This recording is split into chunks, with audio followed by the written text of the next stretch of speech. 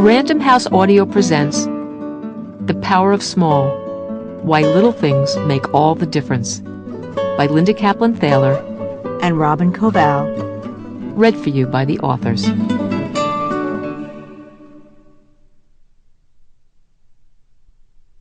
Forward.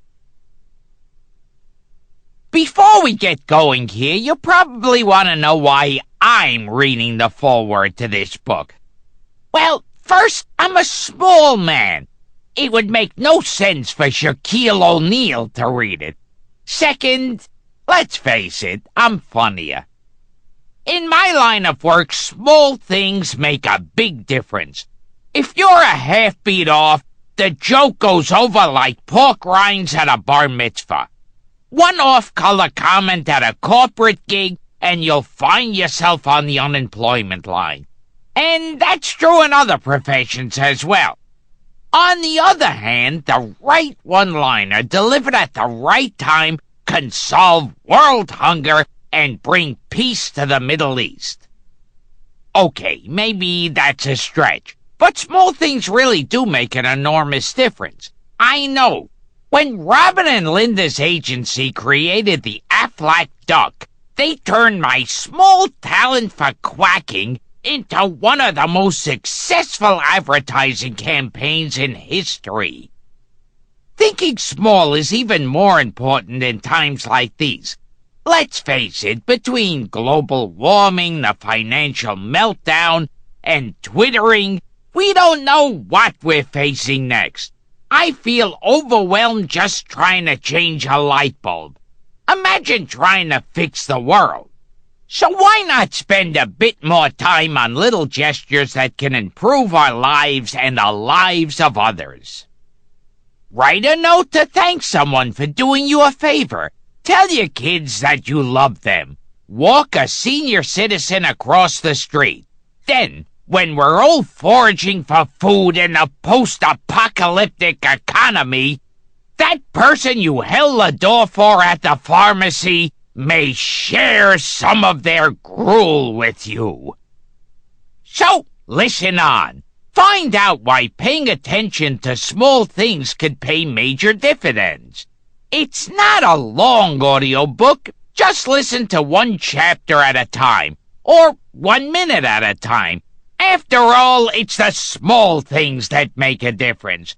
Just ask any of my former girlfriends. This is Gilbert Gottfried. Introduction. In a world in which we are urged to see the big picture and grab the brass ring, where the world seems to constantly accelerate with every new website and technological tool, it too often feels as if we don't have the time to sweat the small stuff. The details get lost in a flood of digital data, emails, and YouTube videos. We have become a nation of skimmers, our attention limited to sound bites, live video clips, and headlines. Too often, we live our lives as a series of spark notes. As a result, the small cues, the simple gestures, the random acts of kindness that give life texture and meaning are too often overlooked or ignored. We feel too pressured to notice the nuances of human behavior, or to bother with the small personal efforts that may, ultimately, win us more attention than our grand acts or intentions. The fact is, no one gets ahead, wins the promotion, or saves the guy or girl without noticing, sweating over, and taking care of the small stuff. True, we cannot allow ourselves to become tethered to useless trivia that can overwhelm what is important and prevent us from achieving our goals. We are huge fans of the bestseller Don't Sweat the Small Stuff. But at heart, Richard Carlson was arguing something different. That in terms of our life journey, we often get caught up in things that really aren't all that important, blowing them out of proportion. He focuses more on our spiritual and psychological well-being. What we are arguing is that a lot of the small stuff at work and in our personal lives gets overlooked or is brushed aside when it shouldn't be, because it really does matter. Taking the time to give a compliment or being attuned to a colleague or customer's subtle body cues are not inconsequential actions. They tell a story. They are the details that make or break a relationship or crack the case for all you James Patterson or Law and Order junkies. It is our small behaviors that so often define us and create an imprint of who we are. The response to our previous book, The Power of Nice, has been overwhelming. Of the countless people who wrote in about the positive power of nice in their lives, from smiling at a cranky coworker to giving up their bus seat to a stranger, the stories all shared one common thread. The biggest rewards were almost always rooted in the smallest gestures. Yet in our desperate attempt to navigate through the dense forest of endless stimuli, we often forget to notice the trees, or more importantly, the leaves on the trees. But it is in those leaves, in their tiny, almost imperceptible shadings, shapes, and scents, that we discover what is real, what is beautiful, and what has meaning. Believing that it is the small things that make the greatest difference is not just an ideology. It is also timely and pragmatic advice born out of the economically challenged world we live in. Saving for the future is a daunting task, but saving penny by penny is easily done. And it offers rich rewards to those willing to think small. It is a philosophy that can help people reach even the most daunting goals. And if President Obama's presidential campaign has taught us anything, it's that there are no limits to how far each of us can go.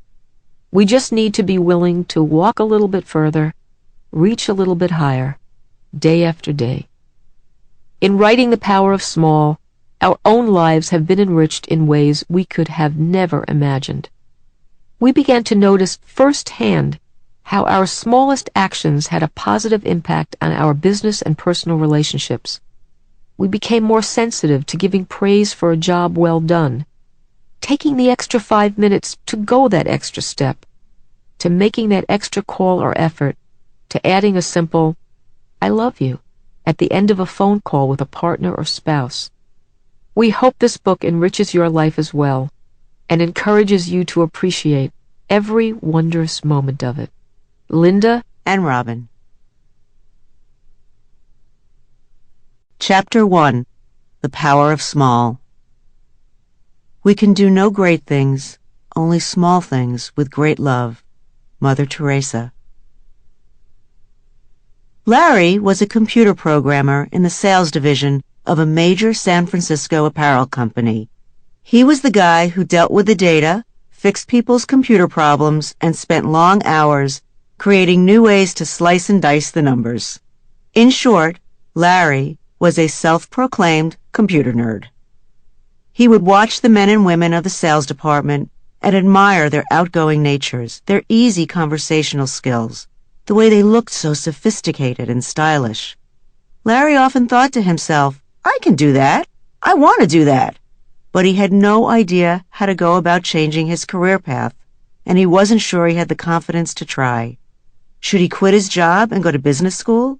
Should he work nights getting sales experience at a smaller company? Did he need a career coach? He didn't know where to begin. The idea of changing the direction of his life seemed daunting. Then one day he strolled into Patricia Fripp's men's hair salon. Patricia was a pioneer in her field, one of the first to coax men out of utilitarian barbershops and into hip salons. Patricia approached her job with a unique zeal and passion. She strove to give every client a haircut that would say something special about him. Often, she changed only the slightest detail, the angle of the part or the length of the sideburns, but she was a master. She sat Larry down in her chair and went to work. Larry emerged a half hour later with a new look. He showed up at work and all the women cooed, "Larry, you look great." At home that night, his wife said, "Honey, you look so handsome." Even the young woman at the corner deli where Larry bought his coffee each morning noticed, saying, "Mr. L, there's something different about you." Larry's new haircut and the way it changed his self-perception started a chain reaction within him. It dawned on him that taking even small steps could have a real impact on his life. He bought some new clothes. He started going to the gym more often. He made an effort to smile more. Once he began to think of himself in a different light, others saw him differently as well. When he became friendly with some of the sales managers at work, he confided his desire to switch careers. Sample complete. Ready to continue?